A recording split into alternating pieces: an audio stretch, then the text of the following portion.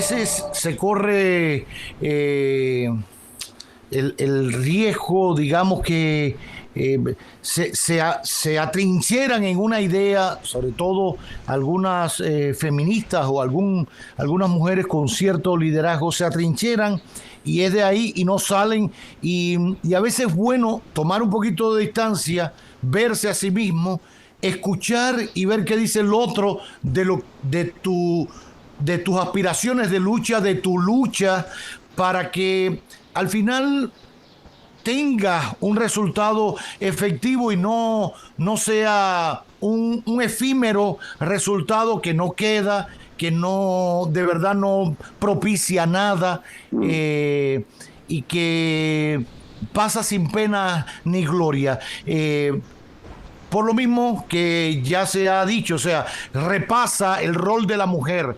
Si vamos más para atrás, ya usted sabe, pero antes de la Segunda Guerra Mundial, después todo, cómo se va concatenando y le lleva a esa pregunta: ¿de qué se liberan las mujeres cuando se liberan? ¿O es que la liberación implica otra subyugación a otra cosa? Que quizás por ahí va también la preocupación. Quizás se resume un poco quizás eso se resume un poquito en el significado de dos palabras: machismo y feminismo.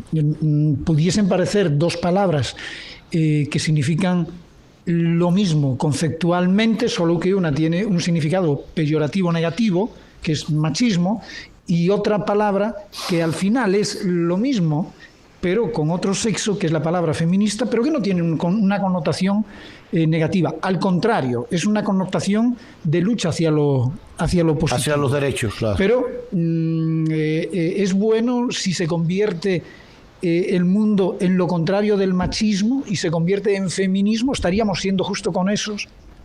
Esa es quizá una palabra interesante, ¿no? Bueno, sí, yo diría, ¿sería eso posible? Porque justamente donde los roles están fijados es como partimos realmente, y eso no va a cambiar, como partimos todos. Esto es, si mañana, por ejemplo, Roberto Cavada y yo decidimos que vamos a tener un niño juntos, hagamos lo que hagamos, ese niño va a vivir el mismo camino psíquico. Cuando ve a una niñita, va a decir, a ella le falta algo, y ella, cuando lo mire a él, va a decir, él tiene algo que yo no tengo. Entonces, y ahora, ¿y quién se lo enseñó? Mire, yo no sé si usted se acuerda cuando era chiquitico, pero en general, al contrario, como nadie nos habla de sexo cuando somos chiquititos, ni de sexo ni de muerte, entonces los niños acerca de eso se las arreglan solos y buscan su saber, entre ellos como pueden, se va mostrando, y hay todo lo que Freud llamaba la perversión sexual de los niños, la perversión sexual infantil, que es un camino sexual donde no están buscando de ninguna manera copular, ni mucho menos, ni tener ningún tipo de actividad sexual, tienen una curiosidad perversa porque se están mirando, no quieren copular justamente, que lo que quieren es descubrir los agujeros, claro, cómo funciona, cómo se para, cómo esto, cómo aquello, cómo la excitación crece, cómo puede aparecer, cómo podemos. Entonces, en ese camino, entre el feminismo y el machismo, de todas maneras el feminismo siempre va a aparecer como la reivindicación de una cierta debilidad, de alguien que le falta algo, y el machismo siempre va a aparecer de manera vulgar como digamos, la proliferación de la tontería y de la violencia sobre aquel que sería... Por eso dentro de estas corrientes quizá sea mejor incluso que feminismo, utilizar el término de igualdad. Sí. Es decir, porque el feminismo nos acerca más a lo que es el machismo de alguna manera, va camino de lograr no ni siquiera la igualdad, sino que ojalá fuese eso. Radicalizarse en una posición con un contrario. Exacto. Yo me quedo con la equidad, me quedo con la igualdad, lograr alcanzar lo mismo.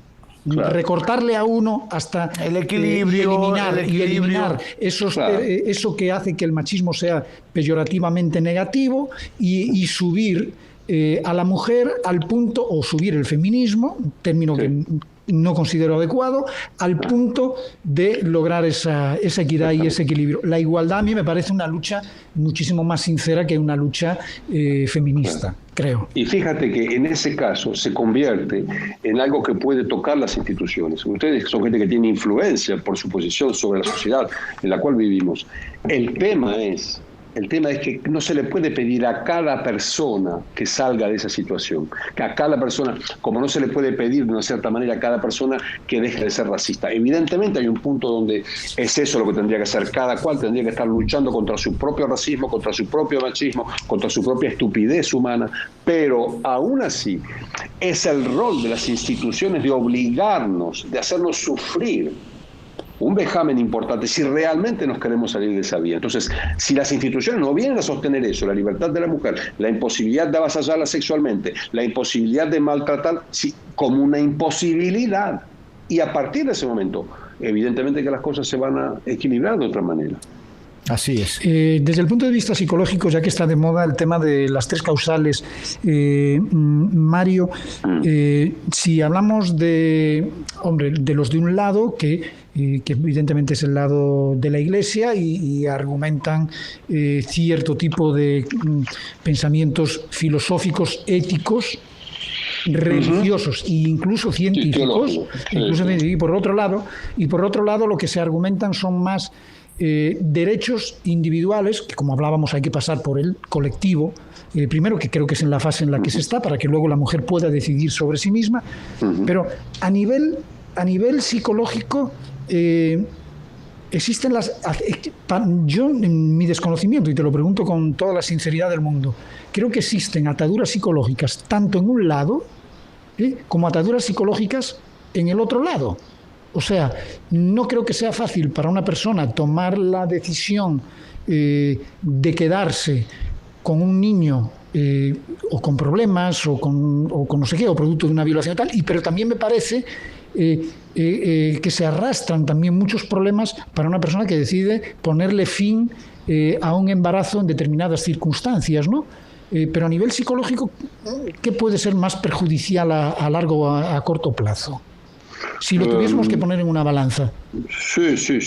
Mira, yo te diría las 3 causales, probablemente desde un punto de vista psíquico o psicológico, son el mínimo sindical.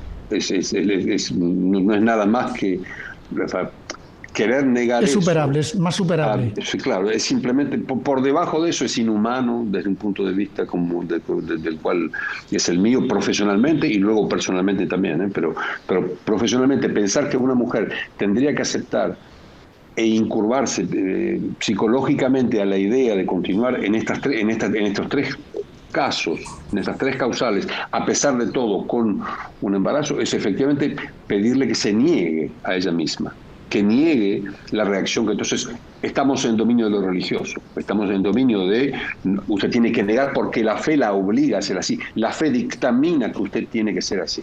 Esa es la posición real de la Iglesia. Luego, psíquicamente, si tú fijas... Y podemos encontrarnos esa contradicción de que haya personas que digan, bueno, pues de verdad yo no quisiera tener este bebé porque viene con problemas, o vamos a la más extrema, es fruto de una violación. No sé, tengo mis dudas si lo podré criar con todo el amor que criaría a un hijo que no es producto de una violación, etcétera, o quizá me tengo que plantear darlo en adopción. ¿Crees que haya personas que, aún teniendo esa fe religiosa de la que hablamos, tenga este tipo de contradicción tan grande? ¿Esa contradicción la puede afectar psicológicamente? Lo miro del otro lado, mi hermano. Cuando yo no le doy la opción a la gente, cuando no le estoy dando la opción, estoy creando un absolutismo, por no decir un totalitarismo religioso, para hablar claramente y concretamente. Totalitarismo religioso, la palabra es esa, a mi entender. Cuando doy la opción, aquel que tiene la fe puede proseguir su camino. Sí, cualquiera sea la causa. Usted tiene fe, violaron a tu hija, lo vamos a tener igual, tu hija cree lo mismo que tú, ella cree... Perfecto. Hay una opción. Nadie obliga a la gente. Y está la otra opción también, claro, seguir teniendo fe y tomar la otra decisión. Exactamente, y bueno, y tú puedes tener fe y por alguna razón decidir qué. Claro, yo creo que no está reñido. O sea... Yo lo que pregunto es desde el punto de vista psicológico. Cada quien, o sea... la fe y la creencia religiosa, hablo de religiosa, no de creencia en una iglesia per se. O sea, hablo en la religión. Y me dirán, bueno, pero sí, la religión no puede, todo lo contrario, es la vida y no sé qué. Bien, cada quien es dueño de su fe y de su religión y de su religiosidad, que son cosas totalmente diferentes. Pero yo voy más lejos, ¿eh? Soy incluso dueño de mi destino de fe. Claro, okay, yo puedo decidir en un momento convertirme en el candidato perfecto al purgatorio o al infierno, y sigue siendo una decisión mía. Okay. De fe. De fe, es una decisión, de fe. Claro. Entonces, claro. Yo creo, yo lo he dicho siempre, en este y en otros temas, porque no solo se circunscribe a este, que es quizá un poquito más espinoso, pero las iglesias y religiones a lo suyo, al pastoreo de esas ovejas, descarriadas o no, de esas ovejas, al púlpito, al templo, es ahí es donde se hace su labor. La otra parte, usted se la deja a los gobiernos, a la política, a los legisladores. No puede mezclarse una cosa con la otra. No se puede legislar pensando en otras cosas. Son cosas muy terrenales. Esto y cualquier otra cosa, hacer una carretera, pedir un préstamo, cómo definir cómo se va a impartir justicia. No puede ser la justicia divina. Esa le toca a Dios y usted llegará allá y nadie ha regresado para decir dónde le tocó. Entonces, no mezclemos una cosa con la otra, porque eso no va a llevar a ningún lugar. Yo siempre he dicho que ahí ha sido débil el Estado dominicano. El Estado dominicano ha sido débil en esa materia, donde un sacerdote cualquiera, venga con sotana, sin sotana, sea obispo o no, va a una comisión, lo invitaron, y lleva a otra persona que no es ariente ni pariente, ni tiene nada que ver con el país ni con nada, a influir, a opinar. Yo al final, a mí me molesta eso porque, caramba, la gente tiene que tener también dos dedos de frente. Ya eso roza un poco el irrespeto y la cosa, involucrarse en problemas internos de cada sociedad en nombre de una religión y de una fe. No se mete en eso. Más allá de que vaya, que vaya el cura dominicano, perfecto, me parece muy bien. Que se oiga todo, no puede haber temor. Yo parto de eso, participar Roberto, de todo, nadie. La otra participación es la que, pero por él, no estoy hablando por él. Si después la comisión le hace caso o le da mayor importancia o no, ya es un problema. Los tarados son los que toman la decisión, no él. Él tiene otro tipo de tara. Pero los que toman la decisión basado en argumentos de esta y otra naturaleza son los que cometen el mayor error. Pero tener miedo a las ideas, no hay por qué tenerle miedo a las ideas de donde vengan. Claro, yo, mira, ese es mi principio, y yo cada vez que veo a alguien quejándose porque dicen, traen una persona de fuera que haya perdido no sé qué, que le están pagando dinero, que está defendiendo los ideales de no sé qué, que no sé qué, digo yo, pero mi problema, ¿sabes cuál es en realidad? Que no estamos buscando a alguien que sepa capaz de debatirlo con la suficiente altura que lo está haciendo, porque él es un profesional de eso, lo hace genial. Yo no coincido en nada con él. Que los diputados le abren la puerta, bueno, pues que se la abran. Nosotros lo que tenemos es que madurar. También nos abren la puerta a nosotros en escenarios internacionales para poder opinar de mil cosas, y además buscamos esos escenarios para que nos dejen opinar. Queremos estar presentes.